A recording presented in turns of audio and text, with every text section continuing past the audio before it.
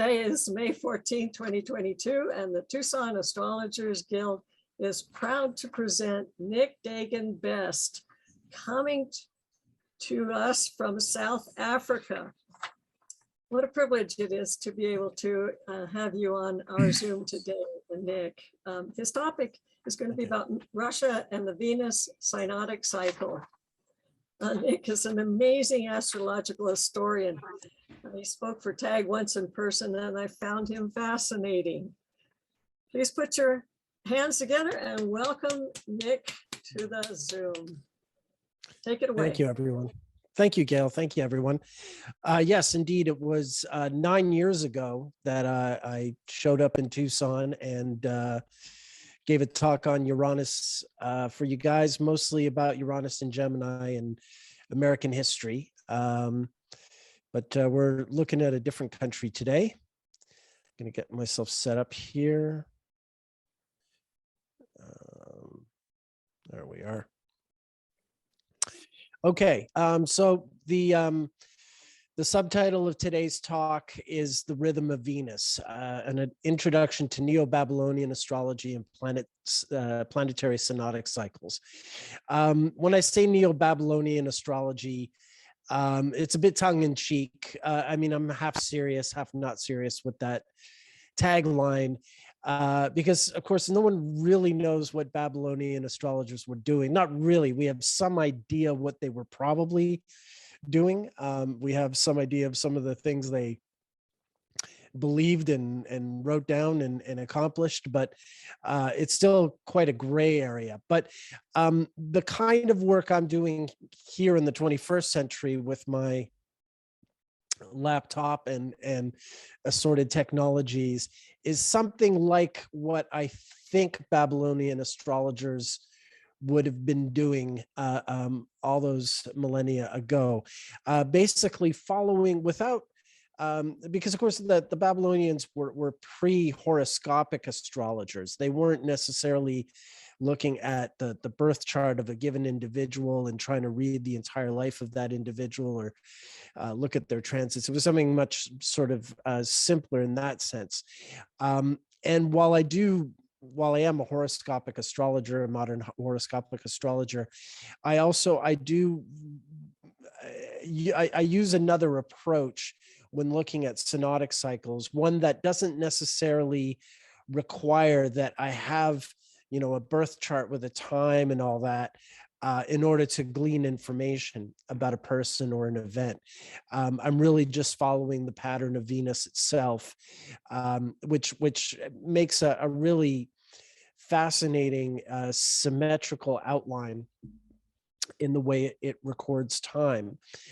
So I'm going to sort of get into that and get into how I've been using the Venus synodic cycle to study history and applying it just a couple of little areas regarding Russian history that'll sort of help us look at the present with a little more perspective. One thing I do really like using this work for is looking at long spans of history. Spans that are broader than really just even looking at a Pluto return from 250 years ago. And the wonderful thing about Russian history is it does go back quite a considerable distance. So I can look at a picture from a sort of a broad view. And indeed, the other exciting and interesting thing about looking at Russia with astrology, well, it's a very old country. I'm looking at the three most recent regimes. That is the Romanov dynasty from the 1600s to the middle of the First World War, then the Bolsheviks, the communists who were in power from 1917 until 1991, and then the new sort of Russian Republic that was led first by Boris Yeltsin and now by Vladimir Putin with a little interregnum in the middle of his reign.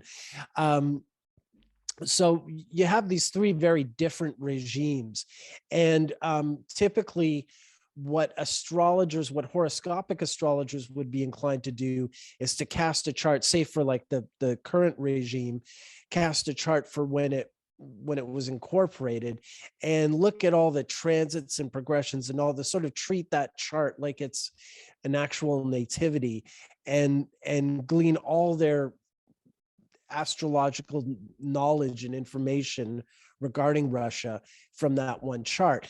And what I'm doing is broader than that.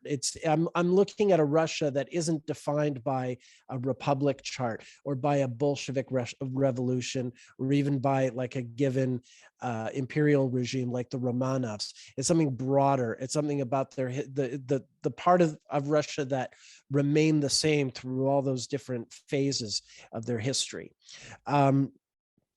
Now, I've got a ton of research on Russia, and I'm not gonna just throw all that stuff. I can't throw all that stuff at you guys tonight. I can give you, I promise you, just the smallest little taste of everything I've sort of put together, which ultimately I'm wanting to use in a sort of comprehensive astrological work, but probably in a series of YouTube videos is where that's leading.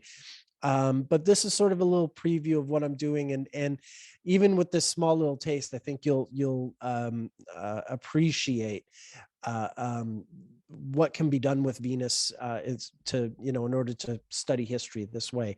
So without further ado, let's get on with the slideshow.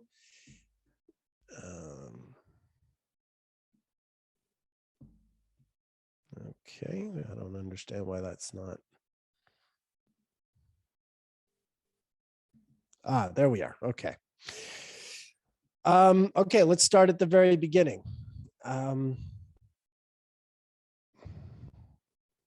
Take a circle. Imagine a circle. Imagine the circle represents 2,920 days. Now divide that circle into 10 equal parts. Split these parts into alternating black and white sections, and voila, you have reproduced the elegant design of the Venus synodic cycle. So basically, I'll go back here. This circle represents 2,920 days, which is 8 years minus 2 days. So we're taking those 8 years and we're dividing them into 10 equal parts. And those 10 equal parts, I'll explain to you now. Now, this is just a little diagram of the Earth and the Sun, the Earth's orbit moving clockwise there. And now this is Venus's orbit. And we have two kinds of Venus conjunctions with the Sun. They're sort of like lunations in a way. Now we have the exterior, sometimes called the superior conjunction. And this, the Sun-Venus exterior conjunction, occurs when Venus is at its greatest distance from Earth on the opposite side of the Sun. Meanwhile, we also have interior conjunctions, sometimes called inferior conjunctions.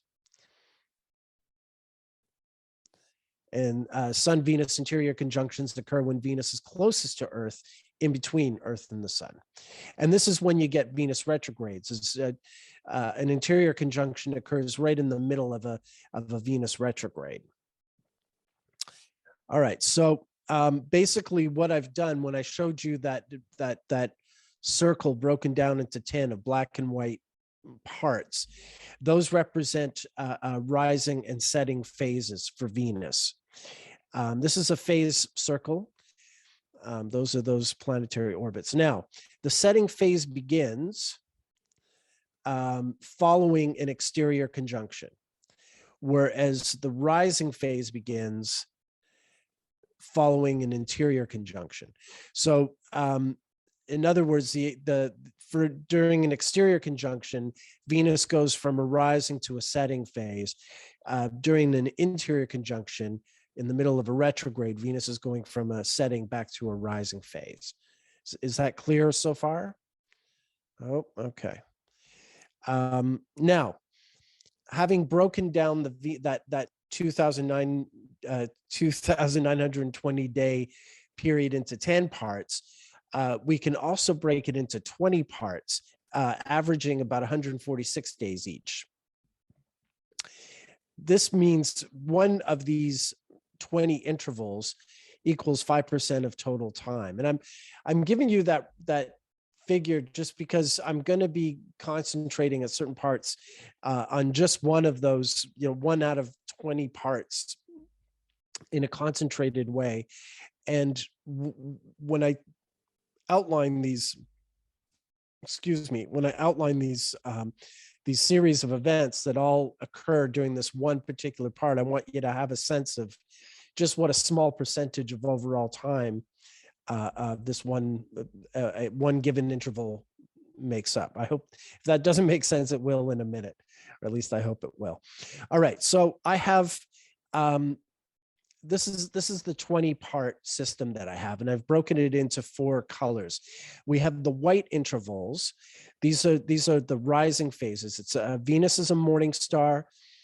They average 141 to 151 days. So it's an average of 146 days, which is perfectly 1/10 of 2,920 days. And Venus in the white interval is gradually accelerating, gradually headed towards an external conjunction. Following the white intervals, I have the blue intervals. These last exactly 146 days. As I was saying earlier, they mark when Venus goes from a rising to a setting phase, or from morning to evening star. It's a fast, direct motion. It's at its fastest when it's making the conjunction to the sun. And the exterior conjunction is right in the middle of the interval.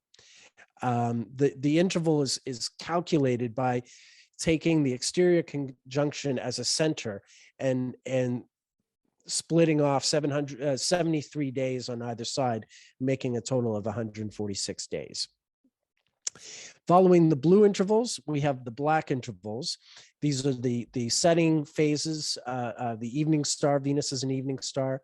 They also last an average of 141 to 151 days, and they're gradually decreasing in speed. And did I misspell that? Did I say gradually decreasing in speed? No, gradual deceleration. Okay, so yeah, they're gradually decelerating in speed. And finally, we have the red intervals. The red intervals are 146 days long. They're calculated just like the blue intervals, using the conjunction in the center and splitting out 73 days on either side. In this case, on either side of the interior conjunction. This is slow retrograde motion. I'm sure most astrologers generally know when a planet is making a retrograde, it sort of slows down, stops, turns around, accelerates for a little while till it reaches the sun, then gradually slows down again, then stops again, then turns around and starts moving forward again. So that's what the red intervals represent. So and in this 8-year minus 2-day period, in this 2,920-day period, these 20 intervals repeat ad infinitum over time. In other words, because they're 2 days shy of a perfect 8 years, with every successive return of the Venus synodic cycle, the conjunctions and the places and the position in the zodiac relative to the intervals shifts back about 2 to 3 days and 2 to 3 zodiacal degrees earlier than the previous time. So for instance, if Venus goes retrograde on Christmas Day at 10 degrees Capricorn in one given year, 8 years later, it's going to go retrograde at about 8 Capricorn on December 23rd or 22nd. And over time, that gradually recedes, so that after 120 years, the Venus will actually move back one sign. For instance, we just had Venus retrograde in Capricorn this past winter.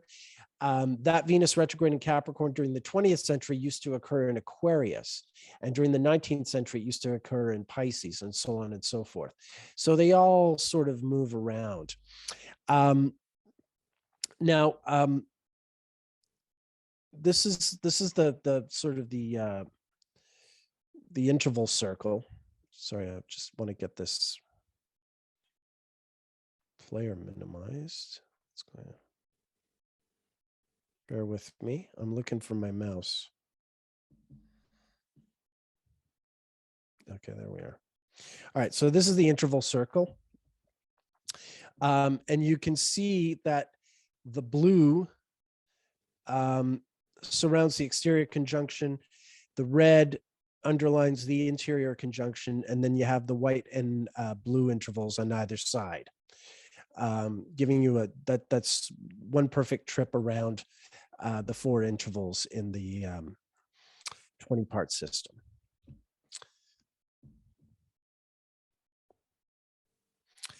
And the other thing about the red interval is that it corresponds very closely to the greatest elongation of Venus. The interval begins with Venus at its greatest western elongation within about a day or so, the way I've calculated them. And then it ends when Venus is at its greatest eastern elongation.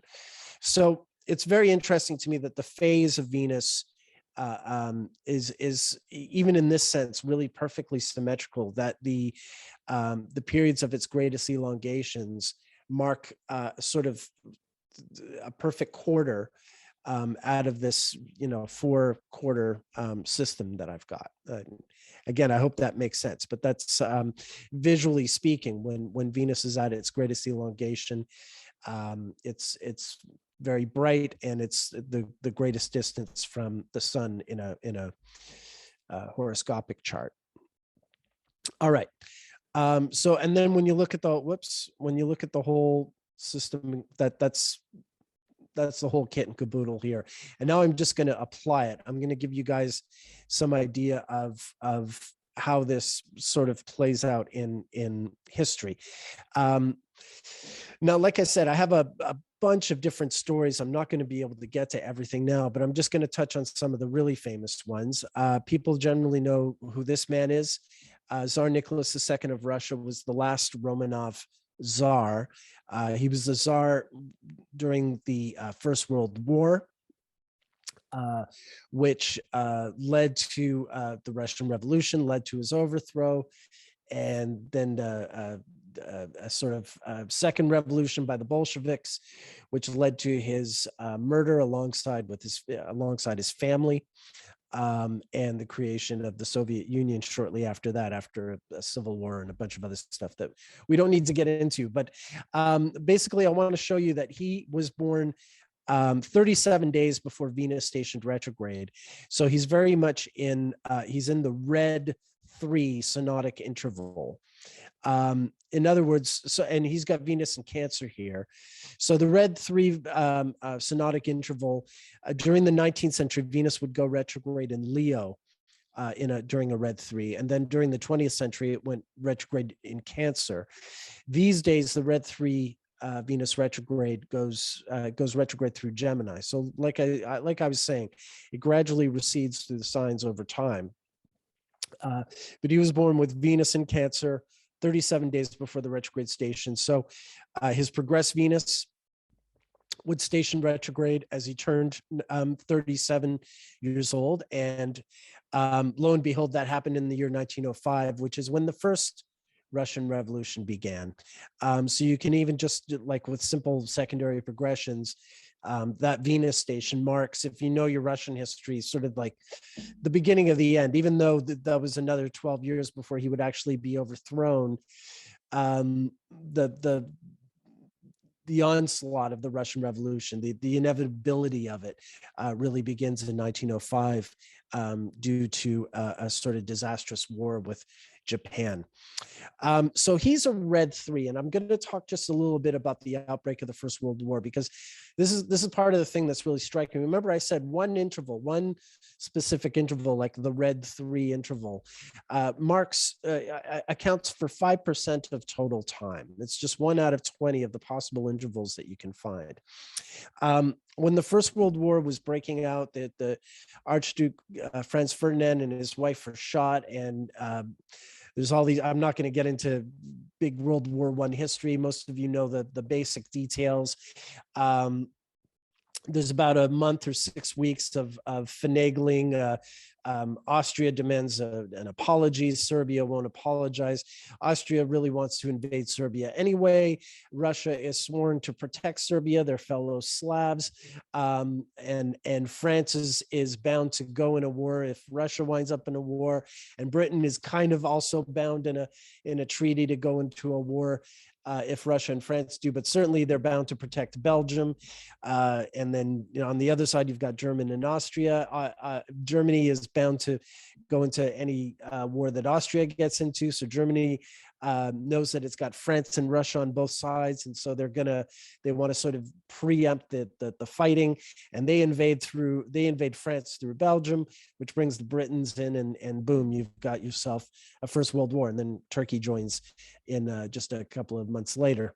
So yeah, I'm sorry to go through all that. You folks probably know that whole part, but I just want to get to the period in time after the shooting of Archduke Ferdinand, before war actually breaks out in August 1914, because I just want to give you an idea of some of the people who are involved in negotiating and ultimately the decision to go to war.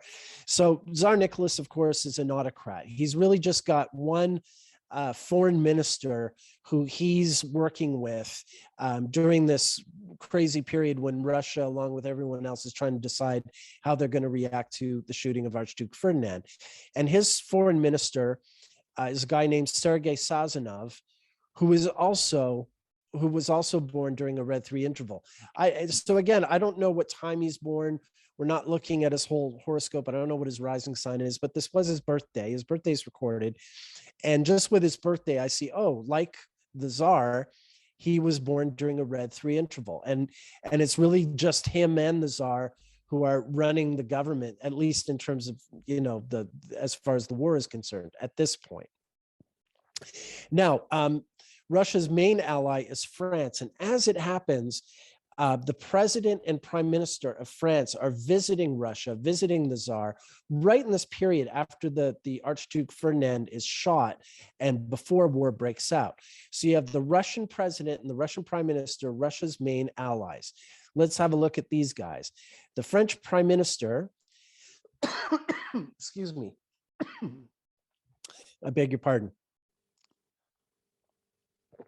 The French prime minister, whose name is Raymond Poincaré, was also born during the Red 3 interval. And he really is the main man in charge. He does bring along his prime minister, a guy named René Viviani, who was born during a Red 5 interval. But Viviani doesn't have a lot of power, and he's new to the prime ministership and knows virtually nothing about foreign policy. So really, it's Poincaré who does everything. And these men, so here we go. We've got the Tsar, who's a Red 3. We've got Sazonov, who's a Red 3. And we have Poincaré, who's a Red 3. And they're basically deciding, along with a little bit of input from this guy, they're basically deciding what their strategy is going to be.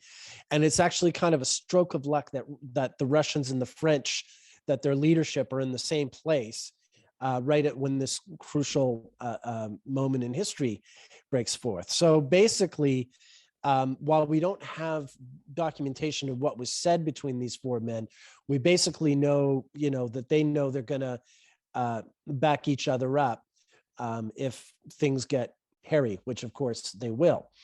Now, the Russians and the French also have another ally, which is the British. And here again, we have a British prime minister and the British foreign minister, and their involvement when England winds up coming into the war, they're going to be the main guys making decisions when all this happens. So let's have a look at the British prime minister. His name is Herbert Asquith, and he was born, again, I don't know his birth time, but he was born during the Red 3 interval. So the Tsar of Russia, the Russian foreign minister, the French president, and the British prime minister, all of whom form like the most central part of the decision-making leadership at the outbreak of arguably the most important war in human history. They're all born during the same Venus interval. You follow me? So again, this is 1 out of 20 division. If I told you, astrologers would be sort of more familiar if I pulled out all these guys' charts and they all had the sun in Aquarius, you'd all be going, oh my God, that's amazing. All these guys are Aquarians, or if they were all Tauruses or anything like that. And that is 1 out of 12. The odds of that happening are 1 out of 12. This is 1 out of 20. It's that much more staggering to find all these different men in these key leadership roles being born in the same interval. And as it happens, the British foreign minister, a guy named Edward Grey, was born during a red 4 interval. He's also pretty important, but everyone's born very, very close to a Venus retrograde, either just before, just after. Like Grey here is born 37 days after. You'll remember the Tsar was born 37 days before. Asquith 31 days after. Viviani 19 days after, so I mean they're all sort of close before and after the retrogrades, but close enough that they fall into, again, what I'm calling these red intervals, where Venus is moving at an erratic speed, either slowing down, speeding up, stopping, turning around again. It's doing any number of these things when these men are born.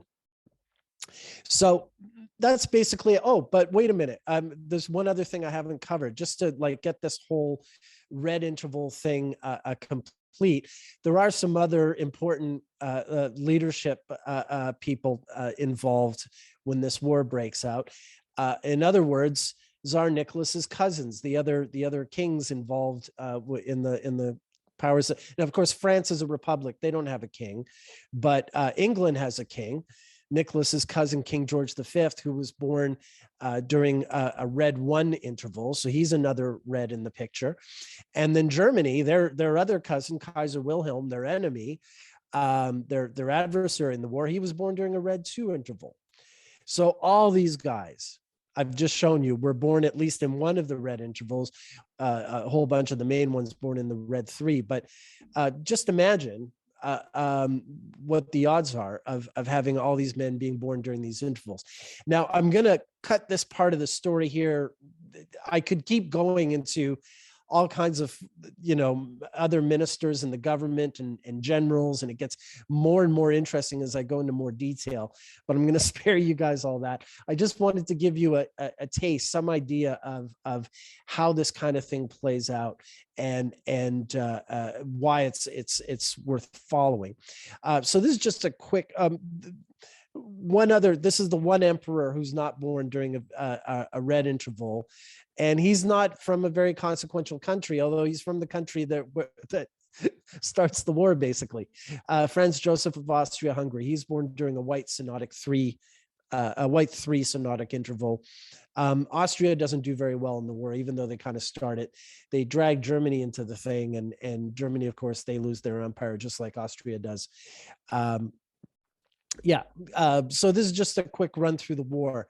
When Germany does declare war on Russia, it's during a black 3 interval. The Russian Revolution in 1917 begins during a blue 1. The Tsar abdicates, and then during the following black 5, Bolshevik forces siege the Russian Winter Palace, and the Bolsheviks take power. This is shortly before we go into a red 4 interval. And this is going to be important down the road, because red 4 intervals in Russian history are repeatedly really, really powerful. For instance, not only did the Bolshevik Revolution happen in a black 5 leading into a red 4, but the tearing down of the Berlin Wall in 1989 happened as we were going from a black E into a black 5 into a red 4 interval. So was the Communist China Revolution in 1949. Also went from a black 5 to red 4. And just this past winter, we were in a red 4 when Putin had his troops lining up on the Ukrainian border all through the last months of 2021. We were in a black 5 interval, and the war broke out during a red 4 interval, as did the annexation of the Crimea 8 years ago, also during a red 4. But I'll get into more of that. I'm getting a little ahead of myself here. I wanted to just talk about another episode in the Romanovs' story, which is the murder of the family, because there's some interesting. I'm sorry, this is I'm bringing up a very disturbing event here, and that photo is kind of disturbing. Maybe well, there's no way to sort of dress this up, because we are talking about war, and some grisly things are happening as we speak. But this is about the murder of the Romanov family in 1918 after the revolution. It occurs during a white three. But there's some very interesting things. These are 10 of the victims. There's an 11th victim for whom I don't have a birthday, but out of the 10 people who were shot in this basement, I have birthdays for 10 of them. This is the 5 on top. The red 3 is Tsar Nicholas II. The red 5 is his oldest daughter, Olga. The red 1 is his second oldest daughter, Tatiana.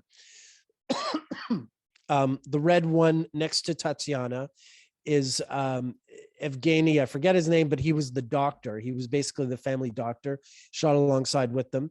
The lady of the red 4, I think her name is Anna Verubova, but she was the Tsarina's lady in waiting. Then on the bottom row, the blue 3 at the left, that is the Tsarina Alexandra, the empress, the wife of the Tsar. The blue 1 is the famous Princess Anastasia, the one who, supposedly resurfaced after the war by a phony.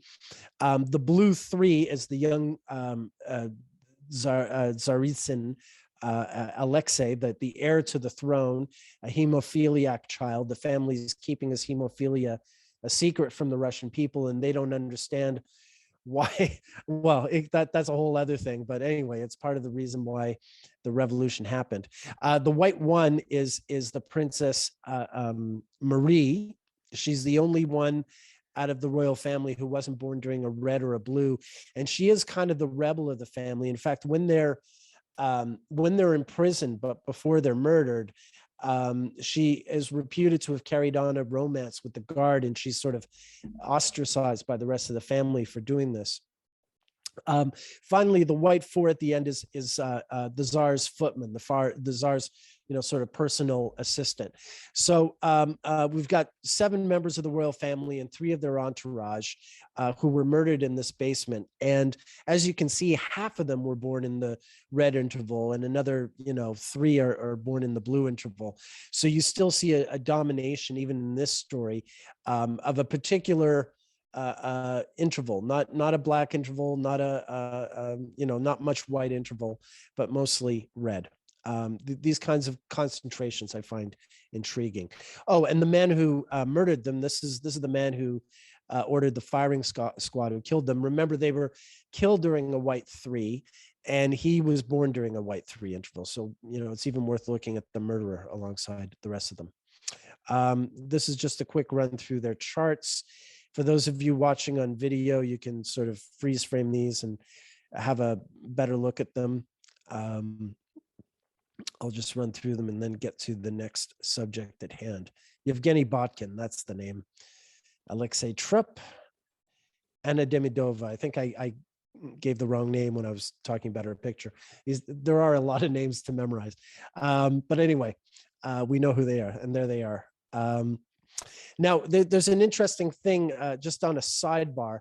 Of course, a lot of Russian leaders have been assassinated in coups and other plots.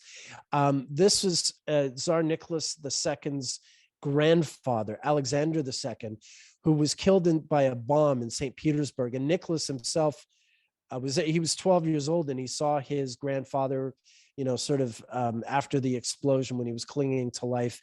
And it's said to have made a deep impression on him. And when you have that perfect hindsight of 2020, and knowing that this 12-year-old boy is seeing his grandfather murdered, that someday he's going to be murdered alongside his family, it really sort of brings home the point.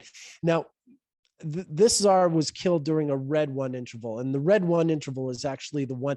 Remember that 2 of the 10 people killed in the basement, 2 of them were red 1s, even though the murder didn't occur during a red 1.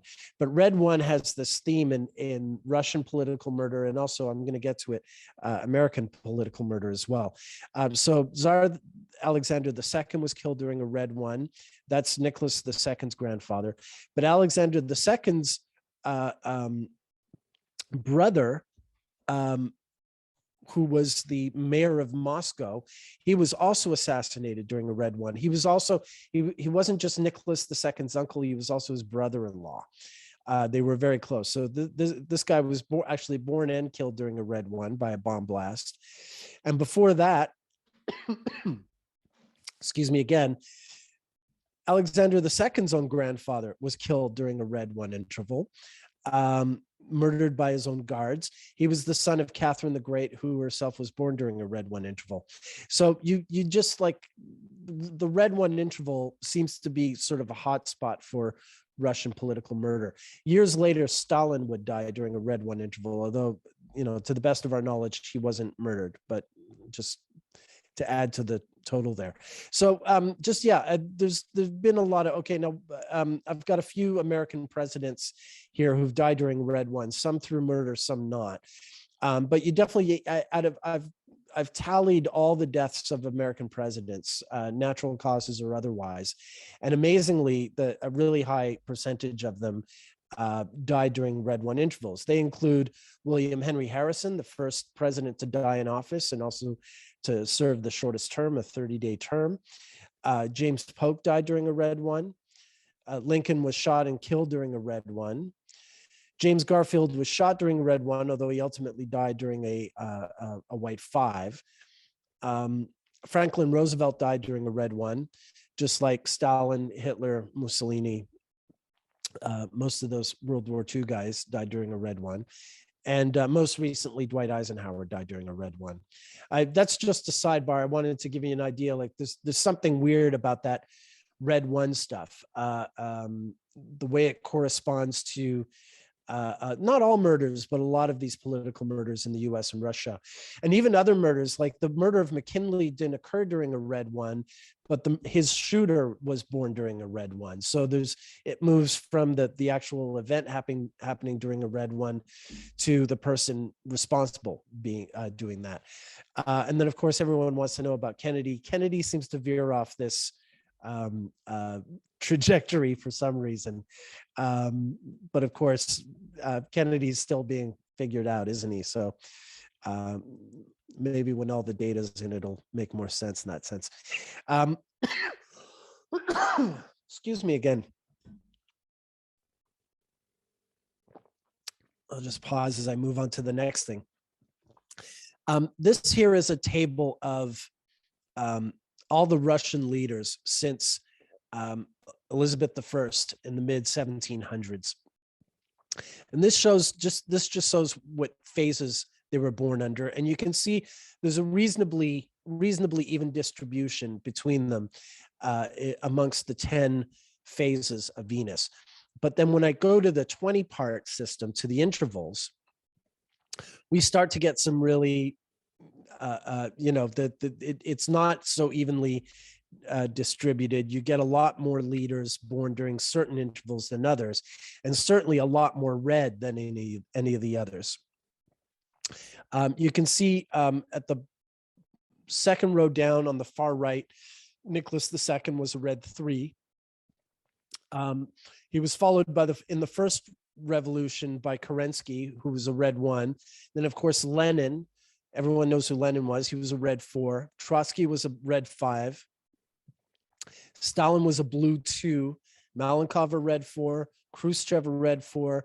Brezhnev a red 2. And then you have a brief, like not even a year, with a black 3 in charge, and then briefly a red 5 in charge. And then the one white 1 is Gorbachev, the guy who again is a standout, is not like any of the other leaders here in the sense that he sort of reforms his country out of existence. Then you get Yeltsin a red 2, and then finally the first black 2 ever is Putin. So you get someone again who's really sort of outside the mold, someone very different from the rest of the leaders. So it's an interesting skewering of the balance of all the different possible intervals and who winds up being in charge of Russia. All right, now down to this guy. Putin is like I said, he's born during a black 2 or black D phase, black 2 interval. This is the black 2 interval. This is his chart so far as we know. Now, there is a very interesting story that has some credibility that he's actually 2 years older than he is, that he was born in Georgia and that his Georgian mother gave him up to a family member living in St. Petersburg, and that was the family who raised him. The last name would not have had to have been changed because, you know, they were family members, so he was born with the name Putin. I don't know what to make of this story. There's some things, you know, there's not enough evidence, but there is some evidence. It is worth mentioning that Stalin went his entire life lying about his actual birth year. There's a wonderful book, Liz Green and Howard Susportis, published in '82 when they were giving workshops. And now, on the plus side, in that book, Liz Green very astutely and impressively says that the Soviet Union will start to fall apart when the Saturn-Neptune conjunction occurs in 1989, which is absolutely true. 7 years ahead of the fact, she sees that coming, and that's impressive.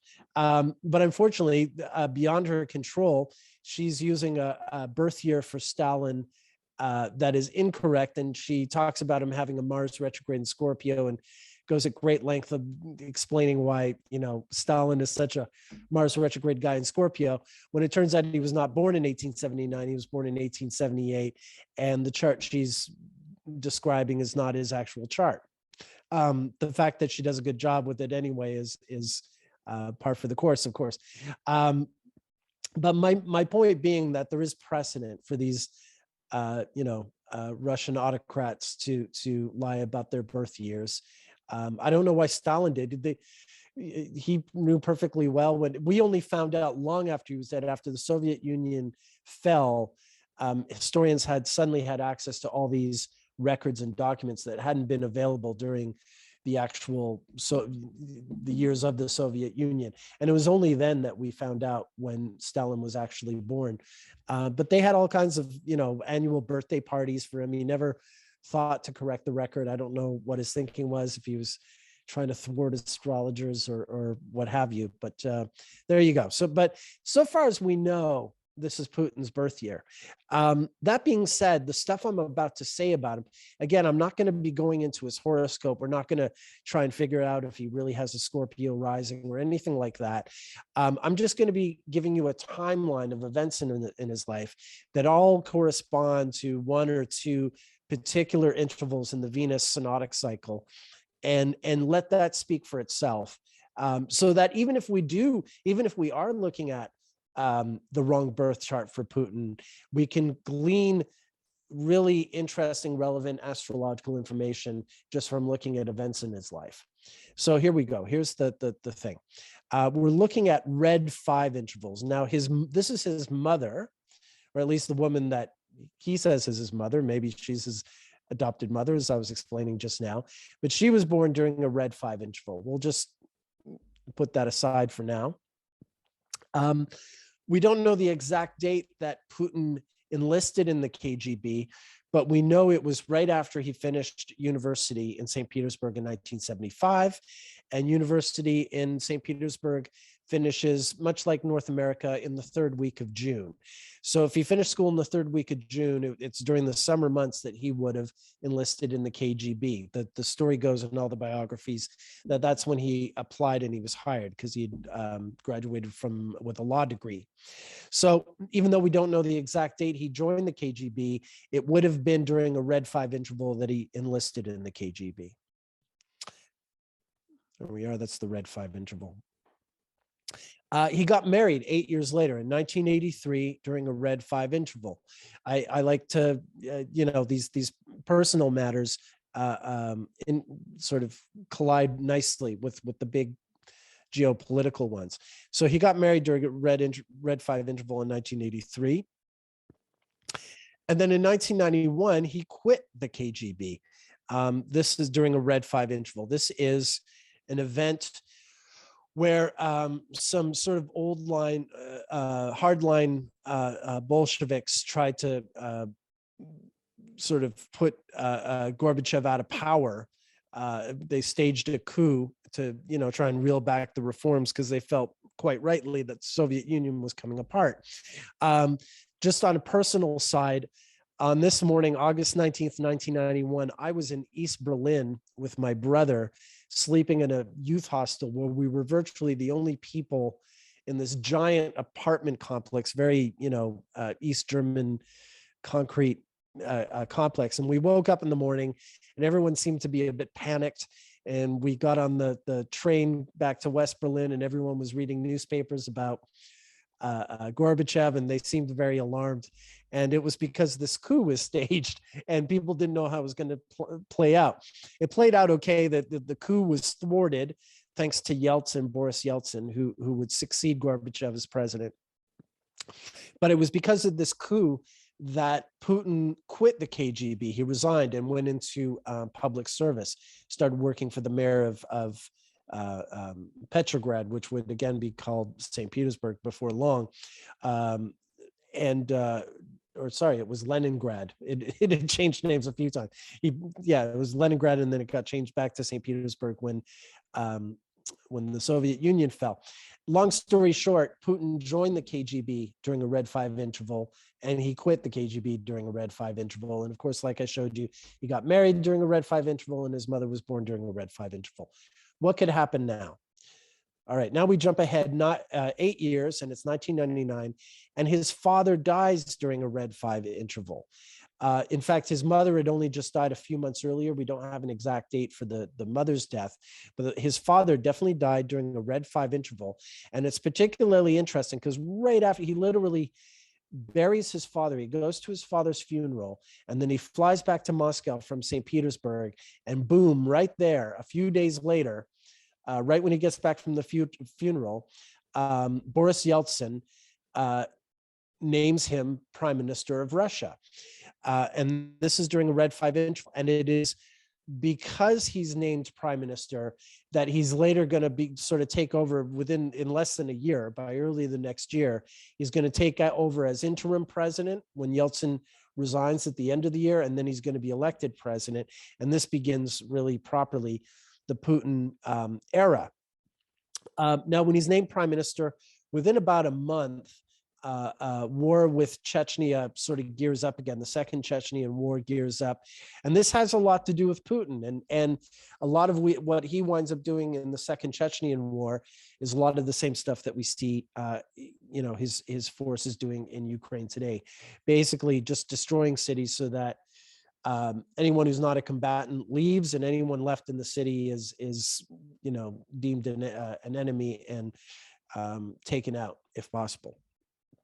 All right, so 8 years after this, it's 2007, and we're in a Red 5, and just a few months earlier, Putin had given this famous speech. It was during a Black 1 interval. He gave this famous speech in Munich where he sort of put his cards on the table vis-a-vis his view of Russia's place in the world. And with the Red 5, he goes personally to Guatemala to make an appeal for Russia to host the Winter Olympic Games in 2014. And if you see the video clip of this proposal, it's very, very interesting because he speaks English in it, and he actually speaks English pretty well. It's one of the only times that you get a clip of him speaking English. Anyway, Russia was seen as a long shot to host the Olympic Games, but they wound up getting it thanks to Putin's appeal here. And this was important, of course, because Russia had last hosted the Winter Games in 1980, and the U.S. had boycotted it because of the war in Afghanistan. So this was seen as like sort of a chance to revive what could have been in 1980 when the Soviet Union hosted the Olympics. Funny enough, right after the Olympics ended in 2014, Russian troops invaded the Crimea and annexed it. Not all the troops were Russian military troops. Some of them were private soldiers, which is another tactic that's being used in Ukraine right now.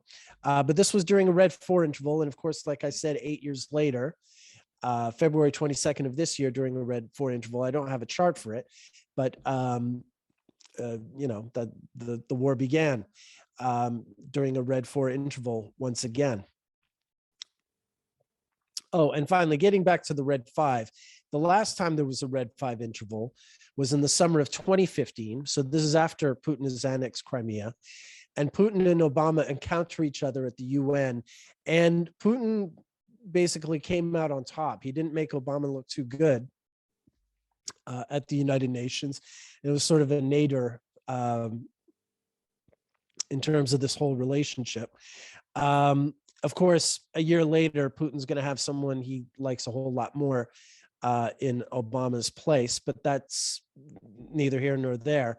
Basically, what I wanted to point out with all of this is number one, the case that the red 5 interval in Putin's life, the interval that his mother was born under, that his father died under, that he got married under, that he joined the KGB under, that he quit the KGB under, that he was named to the prime ministership under, began his leadership reign under. All these things occurred during red 5 intervals. Obviously, that interval appears to be always very, very central in Putin's life. Secondly, the red 1 interval, as I was showing you, even though it's been a while, does seem to have a significant place in the political murders of Russian leaders. At least historically it has. So as we're moving forward, obviously, the war, I'm not going to get into saying anything about the war itself. I mean, it speaks for itself. It's horrible. It's grisly, likely to sort of just carry out in some form or another for quite some time.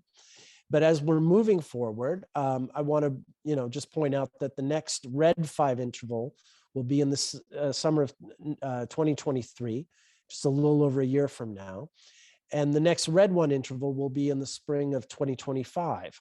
So as these things drag on, as we're wondering where they're going, I just want to highlight those periods in the calendar and suggest that maybe, just maybe, we're going to see this whole story come to some new crossroads when we get to those points in the synodic cycle again. That's basically it. I could go on and on. I see someone has a question about Putin's birthday. We'll get to that in a minute. I have a whole other thing on Lenin, a whole other thing on Stalin. They're also very interesting. I can go further back with the Romanovs and the different czars. It's also very interesting. I could talk about World War II, in the same way I spoke about the First World War. But I don't want to overwhelm you folks. I just wanted to give you a little taste of what I'm doing, of how to use this system and maybe how to look at geopolitics using it. And now I guess I'll turn the floor over to questions. I see Taylor here is asking, I wonder if we can rectify to a red 5 2 years before Putin's birthday we have. No, there was a red 5 a year before Putin was born, but the suggested alternate birthday places him as a blue 2 if he was born in 1950. Which is interesting because Stalin was a blue 2. Stalin was the only blue 2 that Russia ever have, and Putin is the only black 2 that Russia has ever had.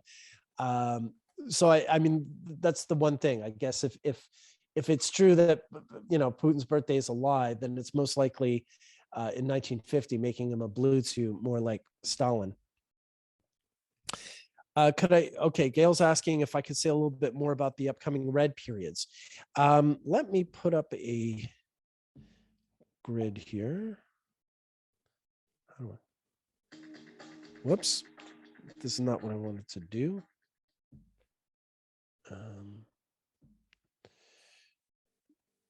Okay.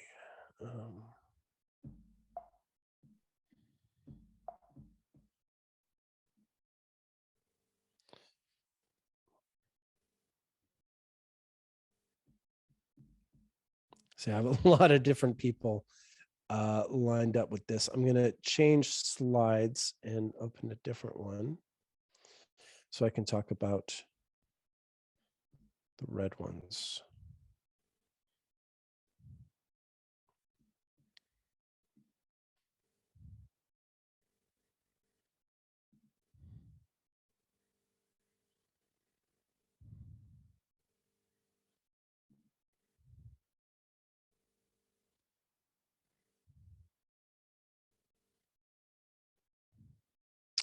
Okay. So the red fives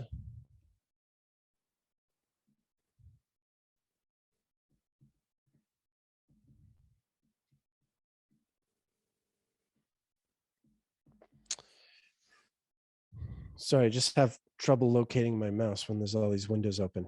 So you can see if you, this is a sort of chronological list of all the red five intervals going from the year 1667 right up until 2031. So if you look in the bottom right corner, you can see the last few Venus red five intervals that we've had. 1999, 2007, 2015. And then finally, the next one is going to be in 2023, between June and October. And then in 2031, again, from late May to October to late October. So those will be the two red fives. The 2023 one, the second to last one at the bottom right corner, is the one that is the next one, just a little over a year away. And that's the period that again, you saw for yourself, that is always a really critical interval in Putin's life, which is why I just, and it's usually sort of beginnings and endings, birth of his mother, death of his father, join the KGB, quit the KGB, so on and so forth. And the other interval, it's the red one that follows that. You can see the last time we had the red one interval was in from January to June of 2017, and we'll have it again from January to June 2025. And that's the one that, again, although it's been quite a while since this happened, it's the one that we typically sort of link to major Russian political assassination. If things were to go in that direction, that would be my sort of guess about. Again, sorry to be a bit morbid here, but I guess we are in wartime. That would be sort of, if that kind of thing is going to happen, that's when I would expect it to happen. Now I'm having trouble with the chat here. I'm trying to scroll down in the chat. There we are. Okay, so many slides in the way. Specific date regarding Putin's alternate date of birth. It's the same birthday. It's the same birthday, just a different year. The story is that Putin would have been too old or too young to start in school. He was the wrong age to start in school, so she had to lie about his age to sort of make the story fit. It would be interesting to look at the U.S. president's charts and their correspondences with Russia during certain periods. Yeah, it would. Where can we find charts or a table if we're curious to look into this more? I've got all the charts and tables. Why don't I just pull up? It might take a minute to upload, but I can look at oh, that's going to take a while to download. Shoot. Well, maybe I'll do it while we talk about other things, and hopefully it opens in time. But I can tell you, American presidents, there haven't been that many red interval ones, but a lot more in the 20th century than there were, say, in the 19th century. In the 20th century, you began, actually, McKinley and Roosevelt were both red too. And then you had a whole string of them. Franklin Roosevelt was a blue 4, but so many people under him were born in red intervals, like, on his staff and stuff. But then Truman was a red 3, Eisenhower a red 2, Kennedy a blue 1, Johnson a red 3, Nixon a black 2, Ford a white 5. And there's interesting things. I wish I should have had this. Oh, it's downloading pretty quickly. Maybe we will be able to. I will be able to show you, because there are some very interesting things with American presidents and the intervals. For instance, red threes, I showed you all those red threes at the beginning. The three American red three presidents were Harry Truman, Lyndon Johnson, and George H.W. Bush, all three of whom are vice presidents who later went on to the presidency. There are some other interesting links between them where, if I get the charts up, I'll show you. Ford being a white 5, that's very common. The white 5s are very common, mostly with single term presidents. I think not Cleveland, not Benjamin Harrison. They'll when they come up, I'll have to touch on that. Hopefully this downloads fast enough and I can get on that. I'll come back to that.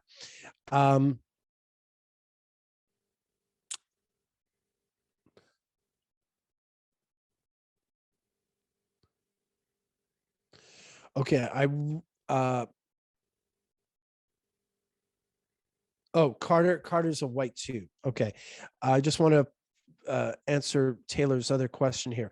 I apologize if you said this before, and if so, I can rewatch the recording, but do the color correspond to a certain element, modality, or quality of time? Not really, not like you're thinking of, the zodiac. I mean, the white intervals are morning star, the black intervals are evening star. That's sort of self-explanatory.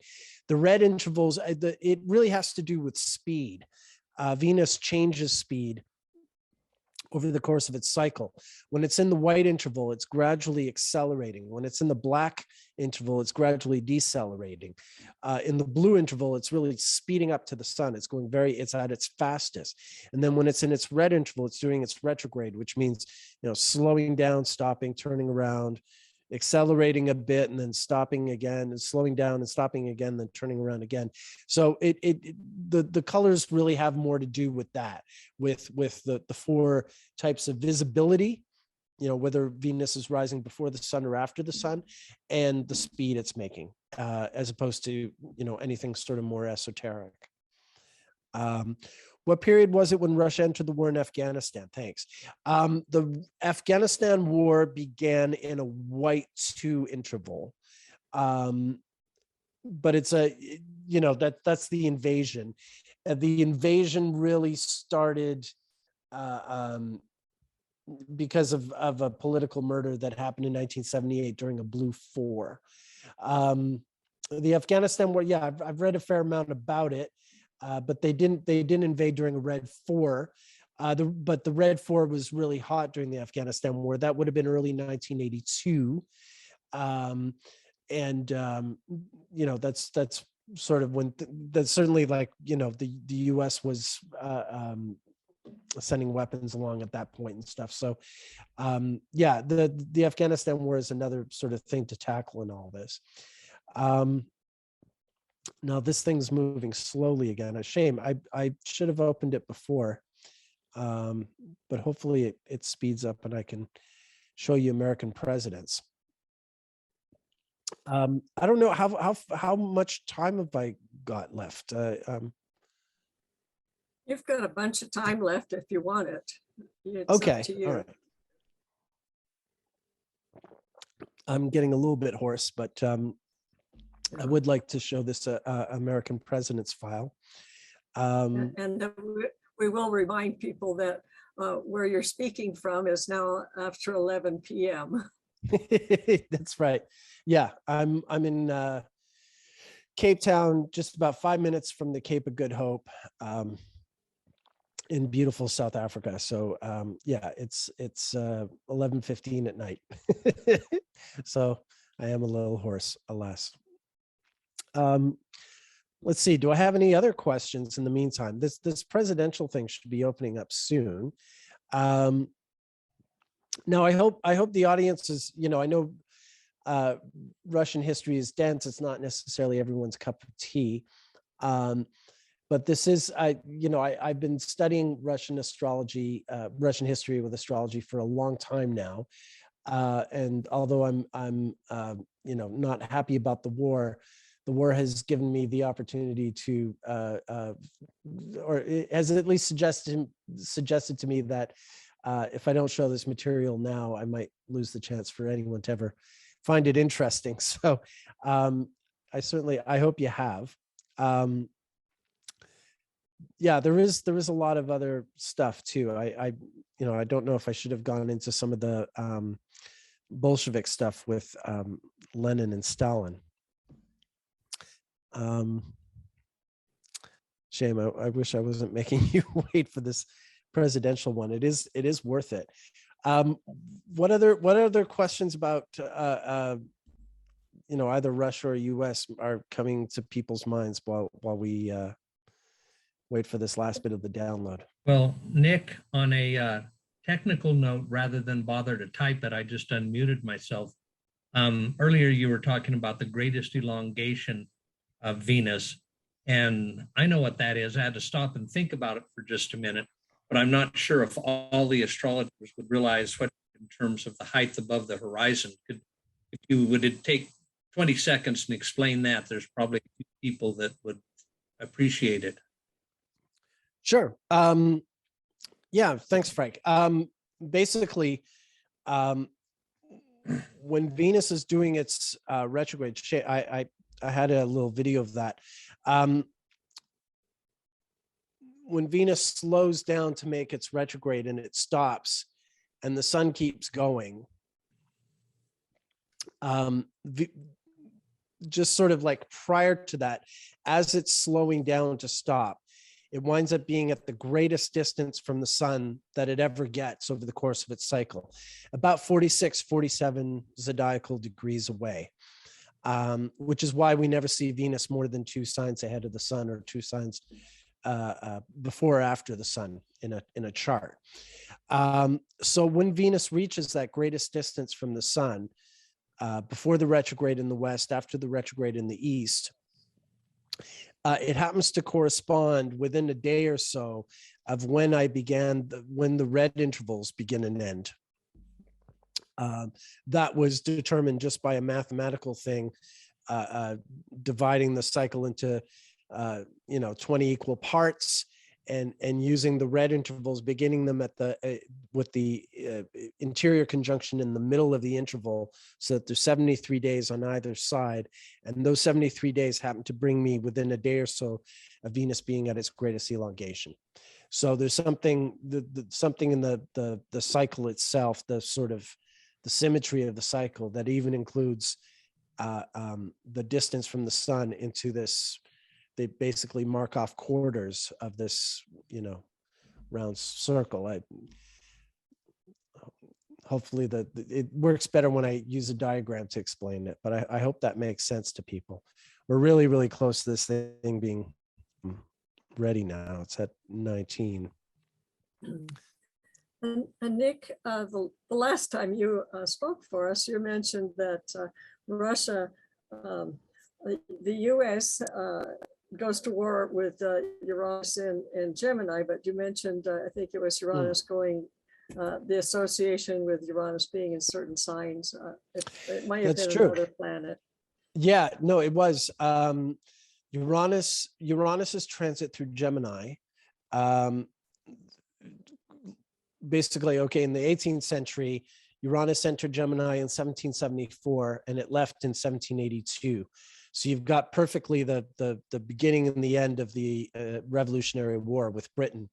And then if you jump ahead 84 years, Uranus was in Gemini from 1858 to 1866, perfectly bookending basically the Lincoln-Douglas debates and the entirety of the Civil War, ending just as the Civil War ends. And then if you go ahead another 84 years, Uranus is in Gemini from the years 1941 to 49, perfectly bookending the U.S. entry into the Second World War, right up until just before when the Soviet Union gets the atom bomb. In other words, sort of the U.S. entry into the Second World War is this largely isolationist power, emerging on the other side of the transit as at the time, the sole superpower on the globe. So there is something to be said about the U.S. entering major wars when Uranus is in Gemini. And these are always wars that redefine what the US is. I mean, obviously the American Revolution created the United States. It made something out of nothing. The Civil War transformed the American government to something a lot more centralized, the United States of America. And then the Second World War transformed the US from being, like I said, largely an isolationist power into being this global superpower. So there's something transformative about these wars. It generally involves a war, but it's more than a war. It's a transformation. All right, so here we are with the presidents. Why don't I put this on full screen here? This is their death signs. Sorry, I also look at presidential death. These are their natal Venus signs. This chat window is really inconvenient. I can never move it out of the way. Maybe I'll just close it for now.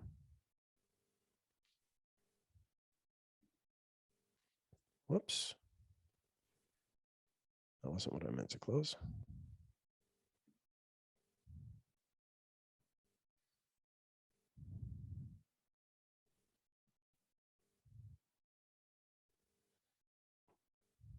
Okay. So this is their natal Venus signs. You can see, okay, a lot of Cancer and Pisces, but for the most part, largely sort of distributed quite evenly. The 10 phases, mostly evenly, although there's only ever been one white A president. That was McKinley. But then when we get to the 20 intervals, not unlike what I was showing you with the Russian czars, it's a really uneven distribution amongst the presidents. A lot more black 2 and a lot more white 5 than anything else. And there's something interesting about the way these guys get grouped. For instance, the white 5s, Harrison, Taft, Harding, Ford, and then Obama. Now, the first 4 of those are all single-term presidents. And the first 3 of them, like Harrison, Taft, and Harding, even though they're one-term presidents, they're presidents who wound up naming a lot of judges. I think Taft named like 5, and Harrison and Harding. So even though they're seen as generally, less consequential one-term presidents, they're presidents who happen to name a lot of judges. The mold is obviously broken with Obama, although he's got his own controversies with regard to naming judges, i.e. Not getting to name one that he was probably entitled, that he was definitely entitled to. You can also see that there were never very, very many black 3 presidents until recently. 3 out of the last 4 black 3 presidents, 3 of the last 4 presidents were black 3s. And prior to that, the only black 3 president we ever had was Hoover. And there's interesting things, like I said, Truman, Johnson, and Bush 1 are all red 3s. Johnson and Bush, it's interesting, they're red 3s. Johnson nominated, oh gosh, I'm drawing a blank on his name, Thurgood Marshall, who was also a red 3 to the Supreme Court. And he nominated him during a red 5 transit. And then 24 years later, in 1991, Bush 1, who's a red 3, nominated Clarence Thomas, who's a red 3, during a red 5 transit. But not only was Clarence Thomas a red 3, so is Anita Hill. So Bush 1, Clarence Thomas, and Anita Hill are all red 3s. Lyndon Johnson and Thurgood Marshall, also both red 3s. So there's weird, just like I was showing you with the First World War, there's this weird sort of gathering of certain intervals in certain situations that I find really interesting. There haven't been a lot of US presidents born during red intervals, but I do find interesting that the Truman, Eisenhower to Johnson period, that Cold War period, where there suddenly were a lot of, 3 out of 4 presidents were born during red intervals. And that was at a time when all the major leaders were born during red intervals. Mao was a red 4. Khrushchev was a red 4. The British prime ministers, Churchill was a red 2. So was the guy who succeeded him. And then Anthony Eden was a red 1. And the guy after him, Harold, I'm drawing a blank, was a red 4. Basically, yeah, Britain, de Gaulle was a red 2. So if you're looking at like the Cold War years, late 40s, the 50s, the 60s, most of those major war leaders are all born during red intervals. Khrushchev was a red 4. He's replaced by Brezhnev, who's a red 2. So it's really astounding in that sense. And of course, you had the presidents, Truman, Eisenhower, and Johnson, all being born during red intervals. So that's something about the Cold War that, again, kind of like the First World War, you suddenly had all the key players were born during red intervals.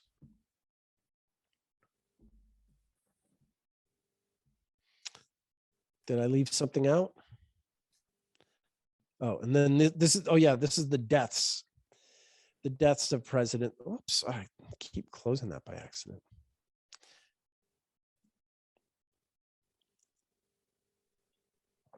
Hi, Nick. This is Taylor. Hi, Taylor. I was just wondering, thank you. This is a really great informative presentation. I'm just wondering if I wanted to download the charts for all of the red, white, blue, black periods. Do you have that available for purchase somewhere? Or yeah, I've never somewhere? made it. I've never made it available in that way. My plan is eventually to make a series of YouTube videos and present it that way.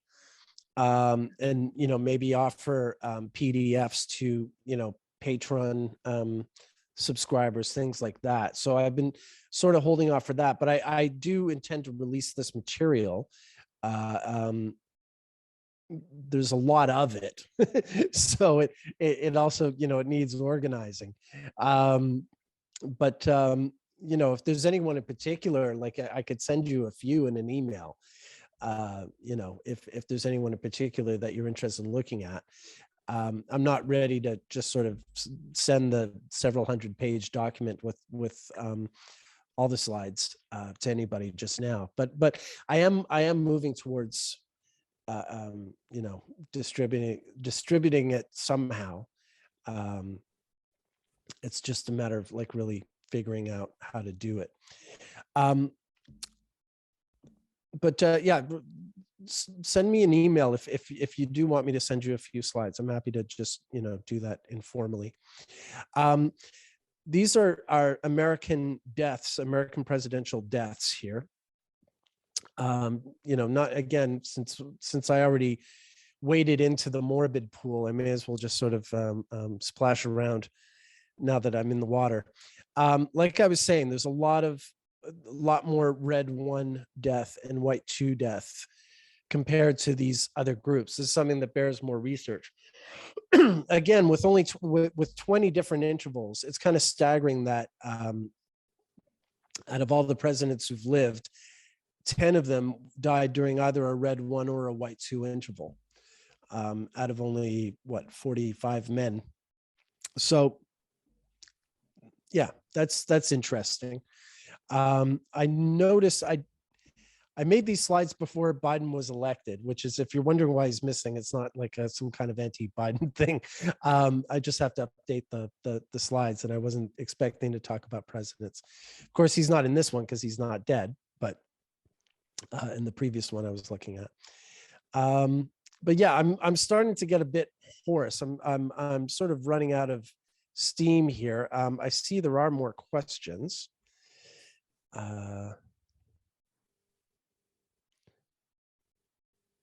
Any comments on the Ukraine declaring independence from Russia in 1918, then becoming independent nation in August of 1991? Only that when it declared independence from Russia in 1918, that was during a red 4. And then it declared its independence in August of 91 during a red 5. That's another reason to suspect maybe this, this red 5 in 2023 could be a real sort of major turning point for the Ukraine as well as for Putin. The interesting thing about Ukraine is they are really, it is a really ancient country. I mean, Kiev was sacked by Mongols, you know, at a time when, well, St. Petersburg simply didn't exist, and Moscow was nothing more than like a little village, an inconsequential village. Kiev was already a sort of a major city being sacked by Mongols. They, you know, it's not their first rodeo. It's part of the reason Putin sees Russia and Ukraine as being part of this larger united body. Is, you know, nearly 1,000 years ago, quite a few hundred years ago, back in the 1200s or so, the Kievan Rus, the people we think of Russians today, were centered more in Kiev and in present day Ukraine than in the typical places we think of today, Moscow and St. Petersburg. So that's sort of part of the amazing history. I'm reading more and more about Ukrainian history because it's so vast, and there's a lot to pick up there. So apart from, you know, what we can say about 1918 and 1991 and how Ukraine Ukraine seems to be you know, caught in the cycle in the same way Russia is. It just remains to be seen. But one way or the other, I do expect 2023 to be, you know, quite a big deal when we get there. Where was Venus when Reagan's attempted assassination occurred? It was a blue 1. So the flip side to the red 1 interval, it was a blue 1 interval. Yeah, which is not, that's a whole other talk, not specifically about American history, but a lot of sort of uprisings and riots and what have you occur in years when you go from a blue 1 to a black 5 to a red 4. I already mentioned, you know, the Bolshevik Revolution was black 5. The Chinese Revolution was a black 5. The tearing down the Berlin Wall was black 5 going into a red 4. The French Revolution was blue 1. By the time, when they were, the Bastille was blue 1, but then all the stuff that followed right after, making the king and queen go back to Paris from Versailles, all that stuff was during a black 5. So the black 5 is, the blue 1, black 5 is kind of a hot period. Reagan was shot during a blue 1, but that was the same, you know, later that year, the Egyptian president was shot. Sadat was murdered, and you know, it tends to be a hot period. All right, well, I'm hoarse. I'm really losing my voice. I've really enjoyed this. Unless anyone else has some closing questions that I can get to quickly, I think I'm a spent force now. I just want to say, when Venus rose holiacally in January, I mean, before the sun, it is a warrior goddess. Oftentimes wars are started. We go to war after Venus rises likely, and this time in Capricorn. I mean, and you said that, I think it was the sign Capricorn that was connected with Russia in some way. Or you mentioned Uranus in Gemini with the U.S., and there was another planet in. Yes, Uranus in Capricorn in Russian history has a similar feel to it that Uranus in Gemini has in U.S. history. Uranus was in Capricorn in the late 80s, early 90s when the Soviet Union fell apart. Prior to that, Uranus was in Capricorn in the first decade of the 20th century when the first Russian Revolution happened. Right when the first Russian Revolution began in 1905 was when Uranus ingressed into Capricorn that time. And then prior to the prior transit of Uranus in Capricorn before that was in the 1820s, which is exactly when Alexander I is negotiating, you know, the Concert of Europe after the defeat of Napoleon. Alexander I is sort of this very enlightened ruler raised by his grandmother, Catherine the Great. But the Greek Revolution happens and he's suddenly sort of stunned You know, Europeans can't handle any more revolutions. They're scared that it's going to be France all over again. And so he becomes very conservative, you know, virtually overnight. And Russia doesn't participate in the Greek, the Greek Revolution. And that's sort of a turning point. That's Russia sort of becoming very conservative again after a period of promising progressive thought. And that is something that's going to sort of haunt them down the road. But in other words, yeah, whenever Uranus is in Capricorn, it does seem to be a really pivotal and poignant time in the country's history and their structure, all that stuff. Also, when Uranus was in Capricorn in the 1820s, there was, when Alexander died, there was the Decembrist revolution. So the first sort of populist sort of uprising after the defeat of Napoleon and all that stuff that was brutally put down. Sorry. It's the Venus red one, or, you know, Venus are in this red zone. It's rising likely in Capricorn. I mean, we could say that was even more connected with maybe Russia going to war. Yeah. Yeah, quite possibly. Yeah, the Venus retrograde station this time, it's stationed retrograde conjunct Pluto. Whereas last time in 2014, when they annexed Crimea, it was the direct station that was conjunct Pluto. So there is this sort of connection between the previous red 4 in 2014 and this red 4 in that both involved a station with Pluto, just, you know, the different ones. The direct last time, the retrograde this time. Right, Nick. We know that you're ready to call it a day. We really appreciate your coming on and doing this lecture for us. Very, very interesting. Thank you so much. Thank you for having me. Thank you for you know, sitting through all the Russian history. I hope you found it interesting. Taylor, like I said, my email should be available through the group. Is it not?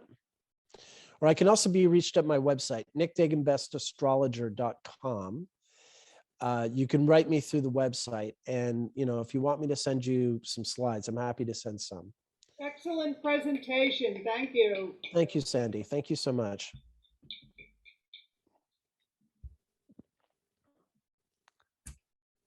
How many of us are there now? I can't even tell. There's been from 15 to 17, 18 people on today, but others that registered that couldn't be here, and we'll get the link to our YouTube. Also amazing video and audio quality coming from South Africa in a Mercury retrograde. Oh my God. Oh, good. Good. Very impressive. Thank you. Thank you. Thank you. All right. All right, everyone. Well, my love to Tucson. I really miss you guys. I hope the next time I give a talk, it's back in your lovely city again. I have amazing memories from my time there that I'll never forget. Say hi to Catherine Basket for me. She hosted me last time. I'm sure someone in your group has sees her regularly. But yeah, all the best to you, Tucson. Thank you very much, Nick. Be well. You too.